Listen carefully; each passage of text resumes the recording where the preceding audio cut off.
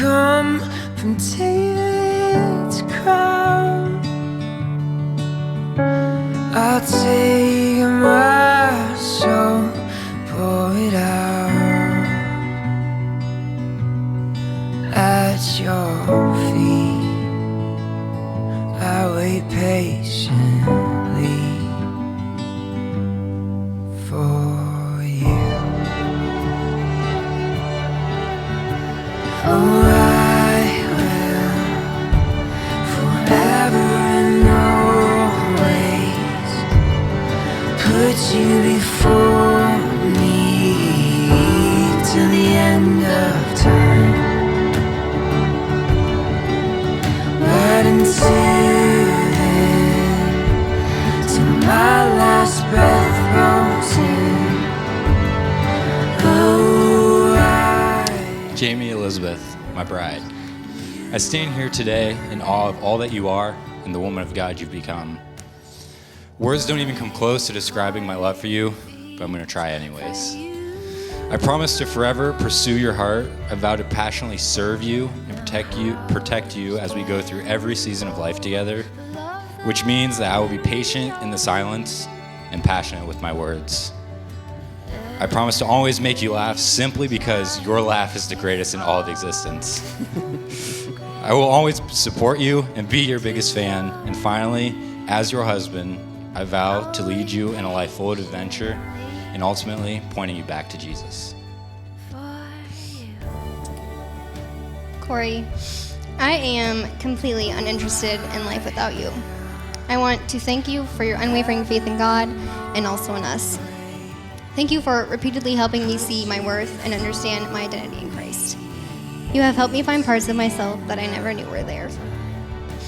I fully believe and trust in God's calling for your life. I promise to support and fuel every idea and every dream you come up with. I promise to always say yes to adventuring with you. I promise to follow you wherever God takes us and to make that place our home. And I promise to always pursue a love for you that reflects the love that Christ has for us. someday we'll see forever means my love. Someday we'll see forever means my love. Someday we'll see forever means my love. Someday we'll see forever means my love. I will forever and always put you before me to the end of time.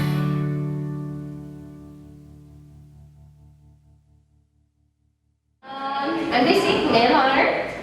Me and Jamie have been best pals for quite a while now. And for my speech, I actually wrote a poem. It's a little nerdy, please don't make fun of me. If you think I'm trying to be funny, I probably am, so please laugh, even if it's not funny. Okay, thank you. Okay. It's kind of long too. Okay, I'm gonna start now. When Jamie and I first met, we were in the 5th grade. Somehow, some way, we stuck together and we made it through the awkward stage.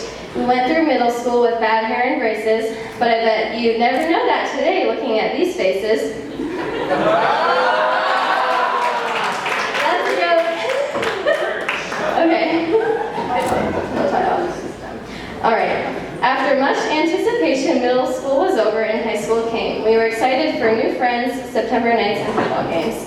In the midst of all the excitement, no one could have expected that two certain people, a freshman and a senior, would have connected.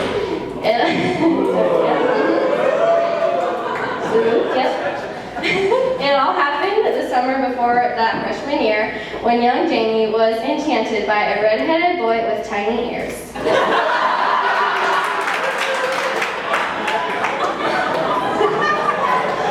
Ever since that beautiful summer day, Jamie and Corey have been together, and together they will stay. I can't believe the day has come. After 5 years together, you two have finally become one. It has been so special to watch your relationship grow. I think I speak for every person here when I say I'm so happy for you two, more than you'll ever know. Jamie, your friendship throughout the years has been so special to me. I'll forever cherish our memories. Boy, did those years go by so quickly. It doesn't have to be sad though. This is a joyful day in your life. And because you are my best friend, it's a joyful day in mine. We are surely growing older now and things are starting to change. God is taking us in different directions, but some things will always be the same. Our friendship will never end. Whether we are near to each other or apart, you will always be so special to me. You'll always be close to my heart. Jamie and Corey, the love you two have is a love that will stay. You're always so happy when you're with each other. You'll be laughing together for the rest of your days. I promise I'm almost done. Just one last thing to mention. It's important, so listen up now. Pay attention. Jamie, your friendship means the world to me. This I hope you know, and I will always continue to pray for you that your love for Corey and your love for Jesus always continues to grow.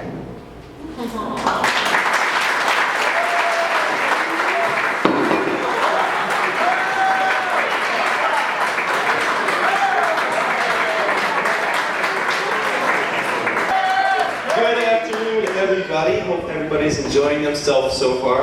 I know I surely am. That was quite cool to see that glass not break. I just want to give a quick round of applause for JC for not only the beautiful speech, but for sticking right by Jamie's side through all the prepping and planning of this amazing wedding. So for JC.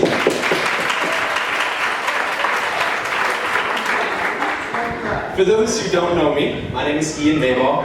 I've had the absolute honor of being Corey's best man today.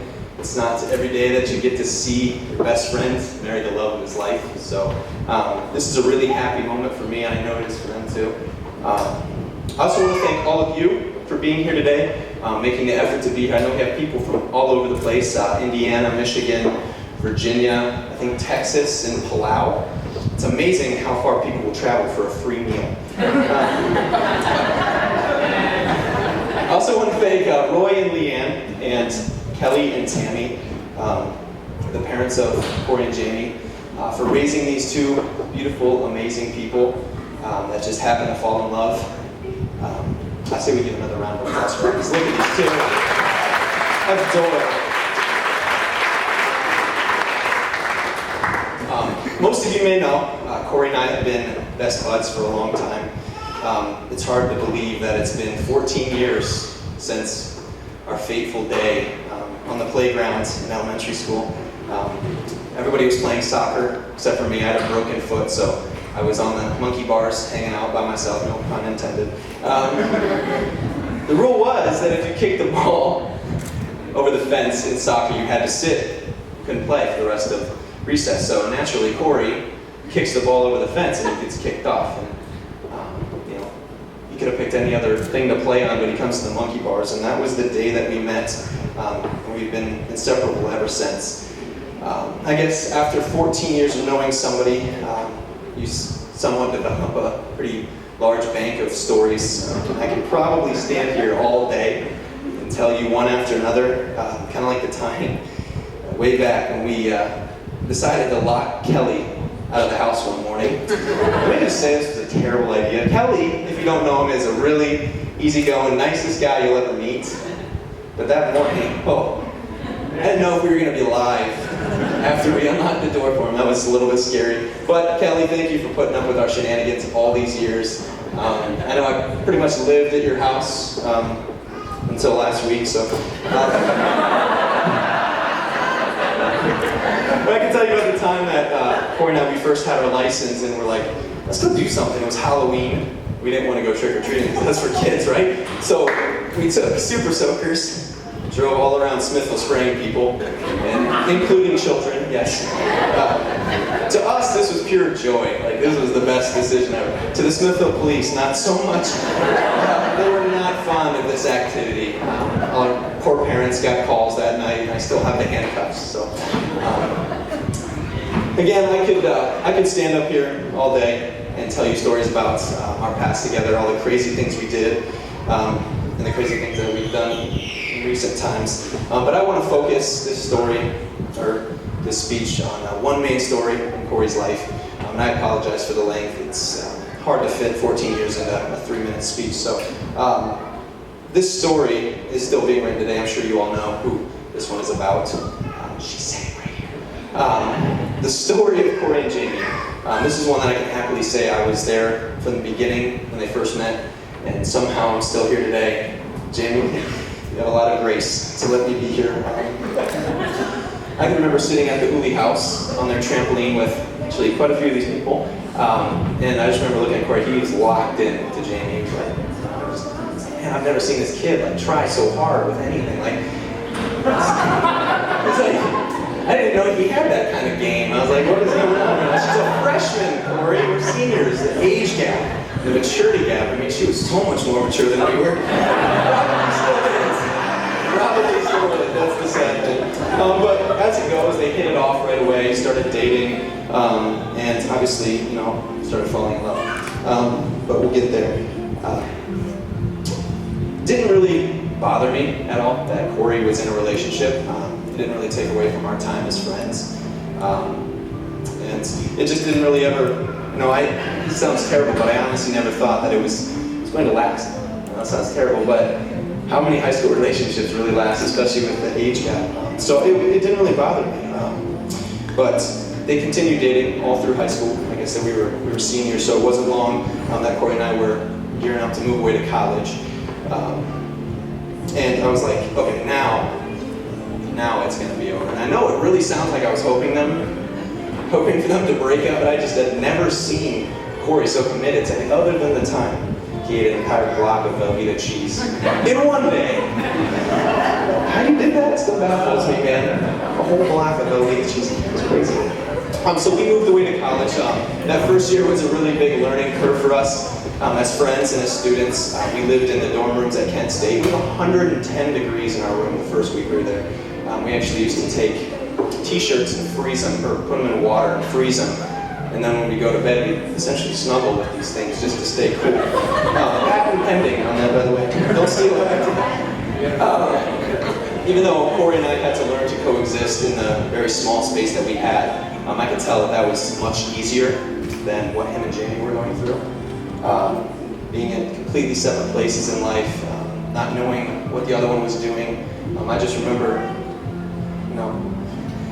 being there watching Corey go through that, and it was hard. At this point, I finally began to pull for them, pull for their relationship. I could see the effect that Jamie had on Corey. I could sense his urgency because I found myself with the dorm room to myself most weekends. He would say, I'm going home to visit family.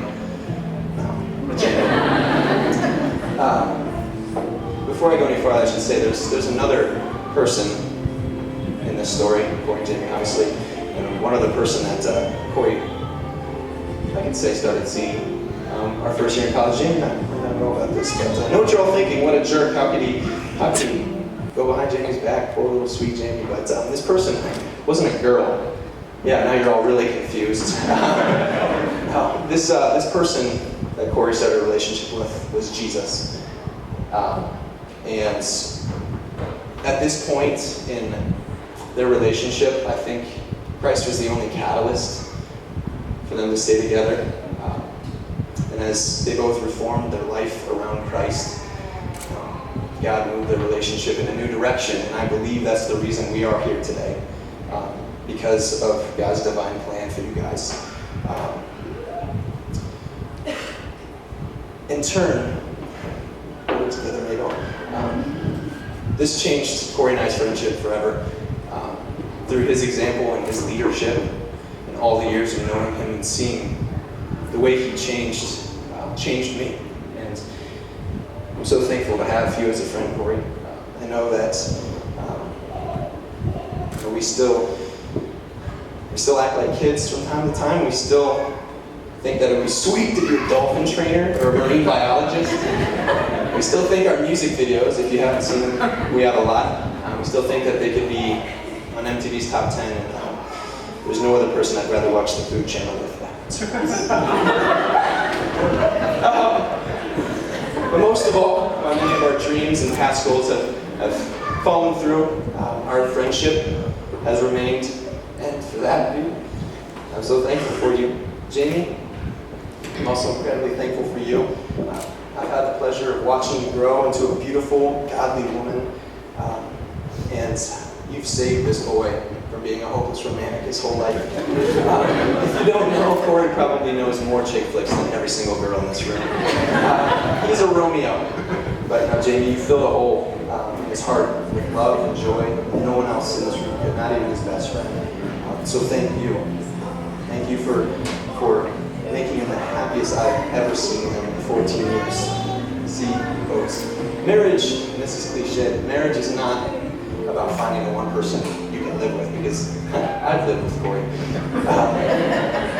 Instead, it's about finding the one person that you can't live without. And these two people have found that person. So if you all want to raise a fake glass with me, as a toast, or if you have glasses, to a lifetime of love, happiness, and joy, and all those gooey things for Corey and Jamie. I love you guys with all my heart. They all love you, and most of all, God loves you guys. Corey and Jamie.